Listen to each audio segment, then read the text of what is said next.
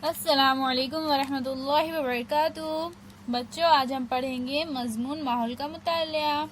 आज हम पढ़ेंगे बच्चों जिस्मानी बनावट। आज हम देखेंगे कि हमारी जिस्मानी बनावट किस तरह से होती है।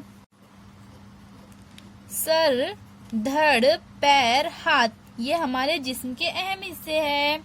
सर, हाथ और पैर धड़ से जुड़े होते हैं। बच्चों, ये जो सर, हाथ, पैर ये सब है तो ये धड़ से जुड़े होते हैं। सर और धड़ को जोड़ने वाला हिस्सा गर्दन है।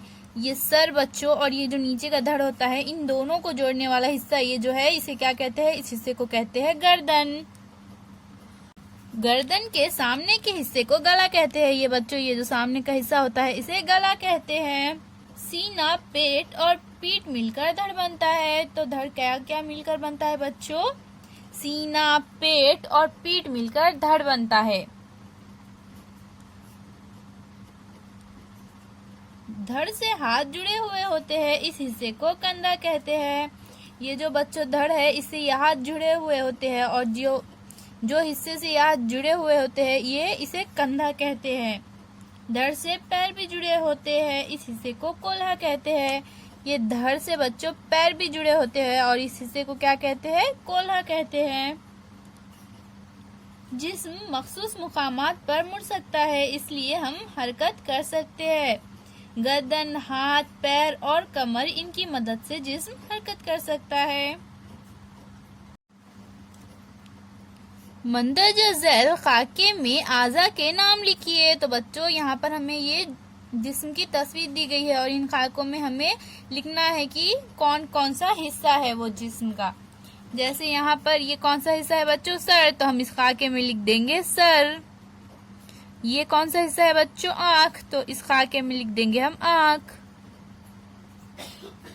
ये कौन सा हिस्सा है बच्चों? कान, तो यहाँ हम लिख देंगे कान। ये कौन सा हिस्सा है बच्चों? मुंह, तो हम यहाँ पर लिख देंगे मुंह। ये है गला, तो यहाँ हम लिख देंगे गला। ये है छाती और ये है पेट और ये क्या है बच्चों? ये है हाथ, तो यहाँ पर हम लिख देंगे हाथ। इसे क्या कहते हैं बच्चों? इस हिस्से का नाम है घुटना, तो यहाँ पर हम लिखेंगे घुटना। और ये है बच्चों, ये है पिंडली, तो यहाँ हम लिख देंगे पिंडली। अब इसी तरह से बच्चों हम इन हिस्सों के भी नाम लिखेंगे। ये क्या है बच्चों? ये है गर्दन, तो यहाँ हम लिख देंगे गर्दन। और ये है पीठ, तो हम यहाँ लिख देंगे पीठ।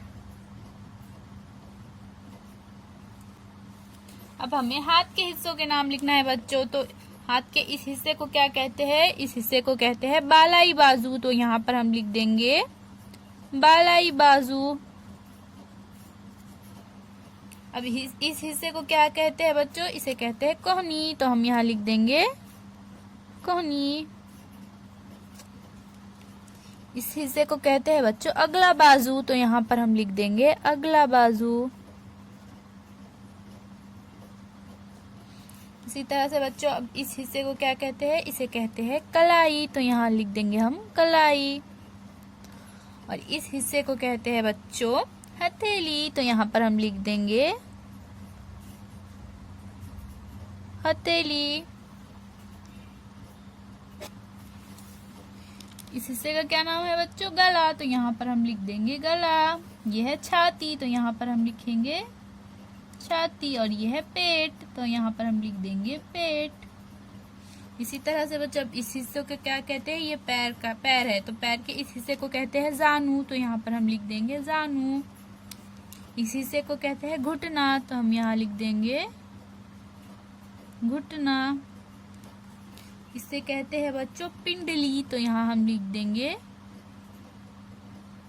पिंडली। इस हिस्से को कहते हैं बच्चों टखना, तो यहाँ हम लिखेंगे टखना। और ये क्या है बच्चों? ये है उंगलियां, तो यहाँ हम लिख देंगे उंगलियां। और इस हिस्से को क्या कहते हैं बच्चों, जो पैर के नीचे होता है इसे कहते हैं तलवा। तो यहाँ हम लिख देंगे तलवा।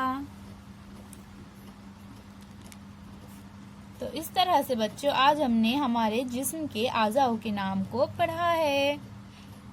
हमने देखा है बच्चों कि कौन सा आज़ा का क्या नाम होता है। अल्लाह हाफिज बच्चों।